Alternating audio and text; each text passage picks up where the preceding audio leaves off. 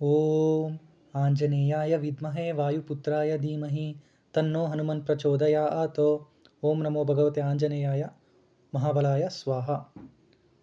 ಜೈ ಶ್ರೀರಾಮ್. ನಮಸ್ಕಾರ ವೀಕ್ಷಕರೇ, ಎಲ್ಲರಿಗೂ ಕೂಡ ದಿ ಕಸ್ಬ್ ಪೀಪಲ್ ಚಾನಲ್ಗೆ ಸ್ವಾಗತ. ಈ ದಿನ ನಾನು ಭಗವಾನ್ ಆಂಜನೇಯನವರ ಹನುಮಂತನ ಜಾತಕನ ವಿಶ್ಲೇಷಣೆ ಮಾಡೋಕ್ಕೆ ಹೋಗ್ತಾ ಇದ್ದೇನೆ. ನನಗೆ ಈ ಜಾತಕನ ನೋಡ್ತಾ ಇದ್ದರೆ ಒಂದು ಸೊಗಸಾದ ಹಾಡು ನೆನಪಾಗತ್ತೆ. ಅದೇನು ಅಂದರೆ, ಎಲ್ಲಿ ಹನುಮನೋ ಅಲ್ಲಿ ರಾಮನೋ, ಎಲ್ಲಿ ರಾಮನೋ ಅಲ್ಲಿ ಹನುಮನೋ, ರಾಮನ ಉಸಿರೇ ಹನುಮ, ಹನುಮನ ಪ್ರಾಣವೇ ರಾಮ ಅಂತ ಒಂದು ಸೊಗಸಾಗಿರ್ತಕ್ಕಂಥ ಒಂದು ಹಾಡು ನೆನಪಾಗತ್ತೆ ವೀಕ್ಷಕರೇ. ಅದು ಯಾಕೆ ಅಂತ ಜಾತಕ ವಿಶ್ಲೇಷಣೆ ಮಾಡ್ಬೇಕಾದ್ರೆ ನಾನು ಹೇಳ್ತಾ ಹೋಗ್ತೀನಿ. ಸೊ ಜಾತಕ ವಿಶ್ಲೇಷಣೆ ಪ್ರಾರಂಭಿಸೋಣ. ವೀಕ್ಷಕರೇ, ನೀವು ಗಮನಿಸ್ಬೋದು, ಮೇಷ ಲಗ್ನದ ಒಂದು ಜಾತಕ ಇದು.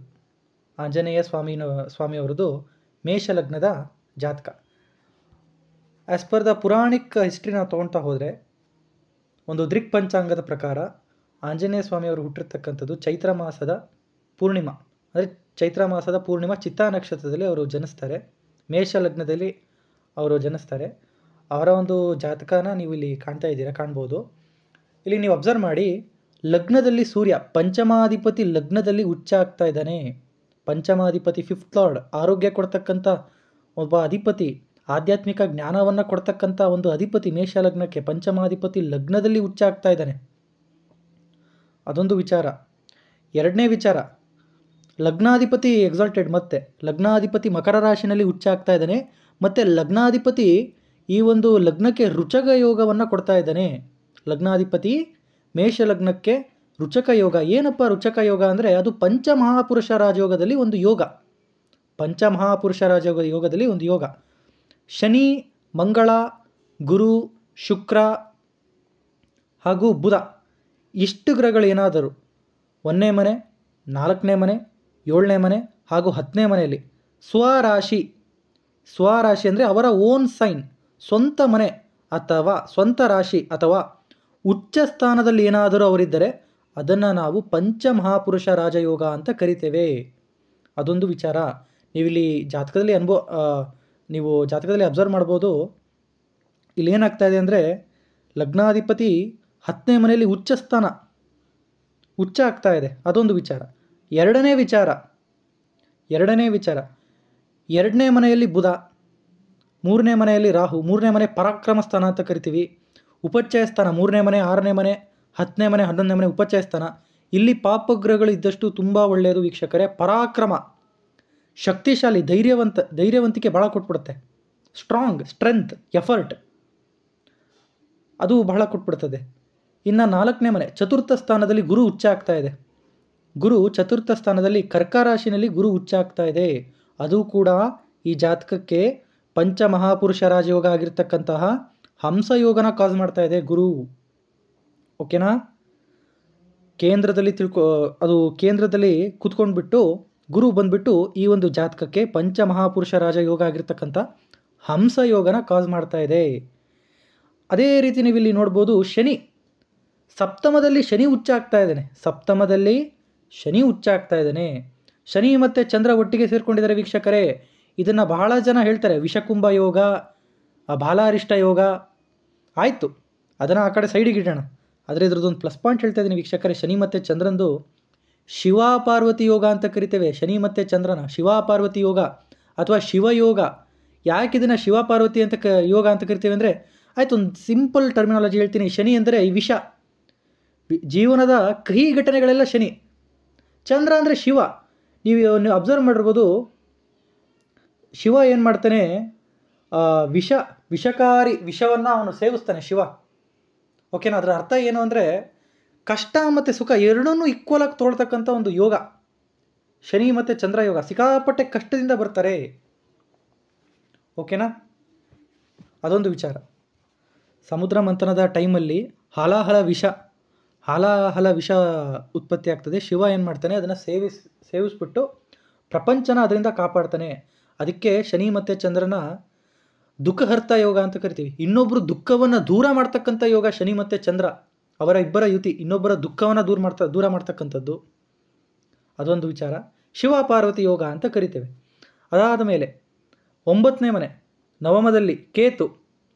9ನೇ ಮನೆ ದೇವರ ಆಶೀರ್ವಾದದ ಮನೆ. ಅಲ್ಲಿ ಕೇತು ಕೂತ್ಕೊಂಡಾದರೆ ನಿಮಗೆ ದೇವರ ಆಶೀರ್ವಾದ ಇರ್ತದೆ. 9ನೇ ಮನೆ ಜ್ಞಾನ ಸಂಪಾದನೆ ಮಾಡ್ತಕ್ಕಂಥ ಒಂದು ಮನೆ. ಅಲ್ಲಿ ಕೇತು ಕೂತ್ಕೊಂಡಾಗ ಹುಟ್ಟಿನಿಂದಲೇ ಅವರಿಗೆ ಜ್ಞಾನ ಬಂದಿರ್ತದೆ. 9ನೇ ಮನೆ ಕೇತು ಹುಟ್ಟಿದಾಗಲೇ ಜ್ಞಾನದೊಂದಿಗೆ ಹುಟ್ಟಿರ್ತಾರೆ, ಅಷ್ಟಸಿದ್ಧಿಯೊಂದಿಗೆ ಹುಟ್ಟಿರ್ತಾರೆ. ಸಿದ್ಧಿಯೊಂದಿಗೆ ಕೇತು ಸಿದ್ಧಿಗೆ ಕಾರಕ. ಹುಟ್ಟಿದಾಗಲೇ ಅವರಿಗೆ ಸಿದ್ಧಿ ಪ್ರಾಪ್ತಿಯಾಗಿರ್ತದೆ. ಹುಟ್ಟಿದಾಗಲೇ ಅವರಿಗೆ ವೇದಗಳ ಜ್ಞಾನ, ಎಷ್ಟೋ ಒಂದು ವಿಚಾರ, ಎಷ್ಟೋ ಒಂದು ಜ್ಞಾನ. ನವನಿಧಿಕೆ ದಾತ, ಅಷ್ಟಸಿದ್ಧಿ ನವನಿಧಿಕೆ ದಾತ ಅಂತ ಕರಿತೀವಿ. ಹನುಮಾನ್ ಚಾಲಿಸದಲ್ಲಿ ಇದೊಂದು ಲೈನ್ ಬರ್ತದೆ. 9ನೇ ಮನೆ ಕೇತು ವೀಕ್ಷಕರೇ, 9ನೇ ಮನೆ ಜ್ಞಾನದ ಮನೆ. ಅಲ್ಲಿ ಕೇತು ಕೂತಿದ್ದಾನೆ, ಅಕಾಂಪ್ಲಿಷ್ ಮಾಡಾಕಿರ್ತೀವಿ. ಅಂದರೆ ಅದು ಇವಾಗ ಏನಾಗುತ್ತೆ, ಇಟ್ ಟ್ರಾನ್ಸಿಟ್ಸ್, ಅದು ನ್ಯಾಚುರಲಾಗಿ ಬಂದ್ಬಿಡುತ್ತೆ. 9ನೇ ಮನೆ ಕೇತು ದೇವರ ಒಂದು ಆಶೀರ್ವಾದ, ದೇವರ ಒಂದು ಜ್ಞಾನ, ದೇವರ ಮೇಲೆ ಇರ್ತಕ್ಕಂಥ ಭಕ್ತಿ. 9ನೇ ಮನೆ ಕೇತು. ಆದರೆ ಅಲ್ಲಿ ನೀವು ಇನ್ನೊಂದು ಅಬ್ಸರ್ವ್ ಮಾಡ್ಬೋದು. 9ನೇ ಮನೇಲಿ ಕೇತು ಕೂತಾಗ ಒಂದು ಕತೆ ಬರುತ್ತೆ, ನಾನು ಅದನ್ನು ಹೇಳ್ತಾ ಹೋಗ್ತೇನೆ. 12ನೇ ಮನೇಲಿ ಶುಕ್ರ ಉಚ್ಚ ಆಗ್ತಾ ಇದೆ. ಶುಕ್ರ ಭಕ್ತಿಕಾರಕ ಆಗಿರ್ತಕ್ಕಂಥ ಗ್ರಹ. ಮೀನರಾಶಿ ದೇವರ ಒಂದು ರಾಶಿ, ಅಲ್ಲಿ ಶುಕ್ರ ಉಚ್ಚ ಆಗ್ತಾ ಇದೆ ವೀಕ್ಷಕರೇ. ಭಕ್ತಿ ಅಂದ್ರೇನು, ಎಲ್ಲದನ್ನು ಕಳ್ಕೊಳ್ತಕ್ಕಂಥದ್ದು. ನೀನು ರಾಮ ರಾಮ ರಾಮ ರಾಮ, ನೀನು ಬಿಟ್ಟರೆ ನನಗೇನೂ ಇಲ್ಲಯ್ಯ, ನನಗೆ ನೀನು ಒಬ್ಬನಿದ್ದು ಬಿಟ್ಟರೆ ಸಾಕಯ್ಯ, ನೀನೆಲ್ಲೋ ನಾನಲ್ಲೇ, ಆ ಥರ ಒಂದು ಭಕ್ತಿ ಶುಕ್ರ ಅಲ್ಲಿ ಈ ಒಂದು ಜಾತಕಕ್ಕೆ ಕೊಡ್ತಾ ಇದ್ದಾನೆ ಉಚ್ಚ ಆಗಿಬಿಟ್ಟು. ಅನ್ಕಂಡೀಷ್ನಲ್ ಪ್ರೀತಿ, unconditional love, unconditional devotion is unconditional, spirituality is unconditional. 12ನೇ ಮನೆಯಲ್ಲಿ ಶುಕ್ರ ಉಚ್ಚ ಆಗ್ತಾ ಇದೆ ಅಲ್ಲಿ. It is indicating the scenario. Okay, ಅದೊಂದು ವಿಚಾರ. ಇನ್ನು ಸಪ್ತಮದಲ್ಲಿ ಶನಿ ಕೂಡ ಪಂಚಮಹಾಪುರುಷ ರಾಜಯೋಗ ಆಗಿರ್ತಕ್ಕಂಥ ಶಶಯೋಗ ಅಂತ ಕರಿತೇವೆ. ಅದು ಕೂಡ ಒಂದು ಸ್ಟ್ರಾಂಗೆಸ್ಟ್ ಪಂಚಮಹಾಪುರುಷ ರಾಜಯೋಗ. ಶನಿ ಬಂದ್ಬಿಟ್ಟಲ್ಲಿ ಶಶಯೋಗನ ಕಾಸ್ ಮಾಡ್ತಾ ಇದ್ದಾನೆ ಈ ಒಂದು ಜಾತಕಕ್ಕೆ. ಅದೊಂದು ವಿಚಾರ. ಓಕೆ, ನೆಕ್ಸ್ಟ್ ಅದರ ಜೊತೆಗೆ 12ನೇ ಮನೆಯಲ್ಲಿ ಶುಕ್ರ ಉಚ್ಚ ಆಗ್ತಾ ಇರೋದ್ರಿಂದ ಅದು ಭಕ್ತಿ ಯೋಗನ ಕಾಸ್ ಮಾಡ್ತಾ ಇದೆ. ಭಕ್ತಿ ಯೋಗ ಅಂತ ಕರಿತೇವೆ ಇದನ್ನು. ಓಕೆನಾ? ಭಕ್ತಿ ಅಂದರೆ ಏನು ಅಂತ ಶಿವ ಪ್ರಪಂಚಕ್ಕೆ ತೋರಿಸ್ಕೊಡೋಕ್ಕೋಸ್ಕರ ಈ ಒಂದು ಅವತಾರ ಎತ್ತುತ್ತಾನೆ ಅಂತ ಒಂದು ಪುರಾಣದಲ್ಲಿ ಹೇಳ್ತಾರೆ. ಅಲ್ಲಿ ನಾನು ಇನ್ನೊಂದು ವಿಚಾರ ನಿಮಗೆ ಹೇಳ್ತಾ ಹೋಗ್ತೀನಿ ವೀಕ್ಷಕರೇ. ಹನುಮಂತ ಬೇರೆ ಯಾರಲ್ಲ, ಸ್ವಯಂ ಮಹಾದೇವ, ಸ್ವಯಂ ಶಿವ, ಸ್ವಯಂ ರುದ್ರ. ಓಕೆನಾ? ಶಿವನ 11ನೇ ಅವತಾರವೇ ಆಂಜನೇಯ ಸ್ವಾಮಿ. ಓಕೆನಾ? ಅದೊಂದು ವಿಚಾರ. ಎರಡನೇ ವಿಚಾರ ಏನಪ್ಪ ಅಂದರೆ, 2ನೇ ಮನೆಯಲ್ಲಿ ನೀವು ಅಲ್ಲಿ ಅಬ್ಸರ್ವ್ ಮಾಡ್ಬೋದು, ಬುಧ ಕೂತಿದ್ದಾನೆ 2ನೇ ಮನೆಯಲ್ಲಿ ಬುಧ. ಅಲ್ಲಿ 2ನೇ ಮನೇಲಿ ಬುಧ ಕೂತಾಗ ಏನಾಗುತ್ತೆ ಅಂದರೆ, ಕಾಡಲ್ಲಿರ್ತಕ್ಕಂಥ ಪ್ರಾಣಿಗಳೆಲ್ಲ ಆಂಜನೇಯನ ಕುಟುಂಬ. ಬಾಲ್ಯದಲ್ಲೆಲ್ಲ ತುಂಬ ತುಂಟಾಟಿಕೆ. 2ನೇ ಮನೆ ನಮ್ಮ ಚೈಲ್ಡ್ಹುಡ್ ಡೇಸ್ ಬಗ್ಗೆ ಮಾತಾಡ್ತದೆ. ಲಗ್ನದಿಂದ 2ನೇ ಮನೆ ಅಲ್ಲಿ ಬುಧ ಕೂತಾಗ, ಬುಧ ಬಂದ್ಬಿಟ್ಟು ಒಂದು ಬಾಲಗ್ರಹ ಅಂತ ಕರಿತೀವಿ. ಚೈಲ್ಡ್ಹುಡ್ ಡೇಸಲ್ಲಿ ಕಾಡಲ್ಲಿರ್ತಕ್ಕಂಥ ಪ್ರಾಣಿಗಳೆಲ್ಲ ಅವನ ಫ್ರೆಂಡ್ಸ್. ಅಷ್ಟು ತುಂಟಾಟಿಕೆ, ಒಂದು ಬಾಲ ತುಂಟಾಟಿಕೆಯನ್ನು ಅದು ಕೊಡ್ತದೆ ಅಂತ ನಾವಿಲ್ಲಿ ಹೇಳ್ತೀವಿ. 3ನೇ ಮನೆ ರಾಹು ಪರಾಕ್ರಮ ಸ್ಥಾನ, ತುಂಬ ಶಕ್ತಿಶಾಲಿಯನ್ನು ಮಾಡಿರ್ತದೆ 3ನೇ ಮನೇಲಿ ರಾಹು ಇದ್ದರೆ.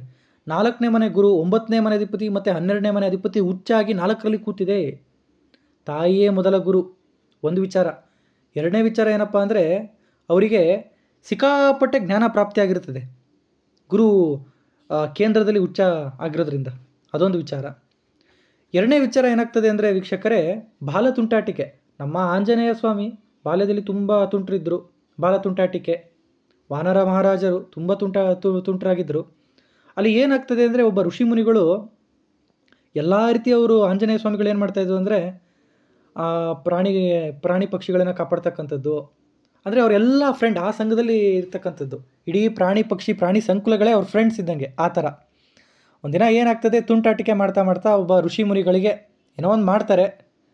ಅವರು ಋಷಿ ಮುನಿಗಳ ಶಾಪದಿಂದ ಏನಾಗ್ತದೆ ಅಂದರೆ, ಅವರಿಗೆ ಹುಟ್ಟಿನಿಂದಲೇ ಪ್ರಾಪ್ತಿಯಾಗಿರ್ತಕ್ಕಂಥ ಜ್ಞಾನ ಸಿದ್ಧಿ ಅದು ಅವರಿಗೆ ನೆನಪಾಗೋದಿಲ್ಲ, ಮರ್ತು ಹೋಗ್ತದೆ, ಒಂದು ಶಾಪದ ಕಾರಣ. ಅದು ನೀವಿಲ್ಲಿ ಬುಧನ ಒಂದು ಪ್ಲೇಸ್ಮೆಂಟ್, 2ನೇ ಮನೆ ಬುಧ ಮತ್ತು 9ನೇ ಮನೆ ಕೇತು, ಈ ಎರಡರ ಪ್ಲೇಸ್ಮೆಂಟ್ ಅದ್ರ ಬಗ್ಗೆ ಮಾತಾಡ್ತದೆ. ಯಾಕೆ ಅಂತ ಹೇಳ್ತೀನಿ ಬನ್ನಿ ವೀಕ್ಷಕರೇ. 2ನೇ ಮನೆ ಎಜುಕೇಷನ್ ಮನೆ ಅಂತ ಕರಿತೀವಿ, ಅದಕ್ಕೊಂಡು ಕೂಡ ಒಂದು ರೀತಿ ಎಜುಕೇಷನ್ ಮನೆ. ಅಲ್ಲಿ ಯಾವುದರ ಗ್ರಹ ಕೂತಾಗ ಏನಾಗುತ್ತೆ ಅಂದರೆ, ಅವರಿಗೆ ನೆನಪು ಮಾಡಿದ್ರೆ ನೆನಪಾಗ್ತದೆ. 2ನೇ ಮನೆಯಲ್ಲಿ ಅದು ಯಾವ ಥರ ಬುದ್ಧಿವಂತಿಕೆ 2ನೇ ಮನೆ ಅಂದರೆ, ಆ ವ್ಯಕ್ತಿಗೆ ನೆನಪು ಮಾಡಿದಾಗ ನೆನಪಿದೆ ನನಗೆ ನೆನಪಾಯಿತು ಅಂತ ಹೇಳ್ತಾರೆ. ನೆನಪು ಮಾಡಿದ್ರೆ ನೆನಪಾಗ್ತದೆ. ಇನ್ನು 9ನೇ ಮನೆ ಕೇತು ಅಂದರೆ ಕಟಿಂಗ್ ಅಂತ ಕರಿತೀವಿ, ಕಟಿಂಗಿಗೆ ಕಾರಕ ಕೇತು ಒಂದು ರೀತಿ ಎಲ್ಲ ಕೊಟ್ಬಿಡ್ತಾನೆ. ಆದರೆ ಒಂದು ಕ್ಷಣದಲ್ಲಿ ಅವನು ಕಟ್ ಮಾಡ್ತಾನೆ. ಒಂದು ಸಿಗ್ನಿಫಿಕೇಷನ್ನ ಒಂದು ವಿಚಾರದಲ್ಲಿ ಅವನು he cuts Ketu cuts the thing. Okay, ಆವಾಗ ಅಲ್ಲಿ ಒಬ್ಬ ಋಷಿಮುನಿಗಳ ಶಾಪದಿಂದ ಏನಾಗ್ತದೆ, ಆಂಜನೇಯ ಸ್ವಾಮಿ ಅವ್ರಿಗೆ ಇರ್ತಕ್ಕಂಥ ಜ್ಞಾನ ಮರ್ತು ಹೋಗ್ತದೆ ಬಾಲ್ಯದಲ್ಲಿ. ಆವಾಗ ಶಿವ ಏನು ಮಾಡ್ತಾನೆ, ಅವ್ರನ್ನ ಕರ್ಕೊಂಡು ಹೋಗ್ಬಿಟ್ಟು ಮಹಾದೇವ ಅಂದರೆ ನಮ್ಮ ಶಿವಪ್ಪ ಮಹಾದೇವ ಭಗವಾನ್ ಈಶ್ವರ ಭಗವಾನ್ ಶಿವ ಅವ್ರಿಗೆ ಏನು ಮಾಡ್ತಾರೆ, ಭಕ್ತಿ ಯೋಗದ ಕಡೆ ಕರ್ಕೊಂಡು ಹೋಗ್ತಾರೆ. ಆಂಜನೇಯ ಸ್ವಾಮಿನ ಭಕ್ತಿ ಯೋಗದ ಕಡೆ, ರಾಮನ ಭಕ್ತಿ ಮಾಡ್ತಕ್ಕಂಥದ್ದು ಅದರ ಕಡೆ ಕರ್ಕೊಂಡು ಹೋಗ್ತಾರೆ. ಅಲ್ಲಿಂದ ಅಯೋಧ್ಯೆಗೆ ಕರ್ಕೊಂಡು ಹೋಗ್ತಾರೆ, ಒಂದು ಮಂಗನ ರೂಪದಲ್ಲಿ, ಮಂಗನ ಒಂದು ರೂಪದಲ್ಲಿ, ಕಪಿ ಮಹಾರಾಜನ ರೂಪದಲ್ಲಿ ಆಂಜನೇಯ ಸ್ವಾಮಿನ ಅವರು ಅಯೋಧ್ಯೆಗೆ ಕರ್ಕೊಂಡು ಹೋಗ್ತಾರೆ. ರಾಮನ ಭೇಟಿ ಮಾಡಿಸ್ತಾರೆ. ಅಲ್ಲಿಂದ ಭಗವಾನ್ ರಾಮನವರು ಹಠ ಮಾಡ್ತಾರೆ, ಅಪ್ಪ ನನಗೆ ಆ ಕೋತಿ ಬೇಕು, ನಾನು ಅದನ್ನು ಸಾಕ್ತೀನಿ ಅಂತ. ಅದೆಲ್ಲ ಘಟನೆ ನೀವು ಕೇಳಿರ್ಬೋದು. ಅದೆಲ್ಲ ಈ ಜಾತಕ ಹೇಳ್ತಾ ಇದೆ ವೀಕ್ಷಕರೇ. ಅಲ್ಲಿಂದ ಭಕ್ತಿಯೋಗ ಡೆವಲಪ್ ಆಗುತ್ತೆ. ರಾಮ ಆಂಜನೇಯನ ಗುರುತಿಸ್ಬಿಟ್ಟು ಹೇಳ್ತಾನೆ, ನಾನು ನಿನಗೆ ಖಂಡಿತ ಸಿಗ್ತೀನಿ. ಅವಾಗ ಆಂಜನೇಯ ಅದನ್ನು ಹೇಳ್ತಾನೆ, ಪ್ರಭು ನನಗೆ ನಿಮ್ಮನ್ನು ಬಿಟ್ಟಿರೋಕ್ಕಾಗಲ್ಲ ಪ್ರಭು ಅಂತ. ಆಂಜನೇಯ, ನಾನು ನಿನಗೆ ಖಂಡಿತ ಸಿಗ್ತೀನಿ, ನೀನು ಹೋಗು, ಕಾಡಿಗೆ ತೆರಳು ಅಂತ. ಅಲ್ಲಿ ಹೋಗ್ಬಿಟ್ಟು ರಾಮನ ಒಂದು ಭಕ್ತಿನಲ್ಲಿ ಲೀನ ಆಗಿಬಿಡ್ತಾನೆ ಆಂಜನೇಯ ಸ್ವಾಮಿ. ಅಲ್ಲಿಯವರಿಗೆ ಸುಗ್ರೀವ ಮಹಾರಾಜ, ಕಿಷ್ಕಿಂಧದ ಸುಗ್ರೀವ ಮಹಾರಾಜನ ಪರಿಚಯ ಆಗ್ತದೆ.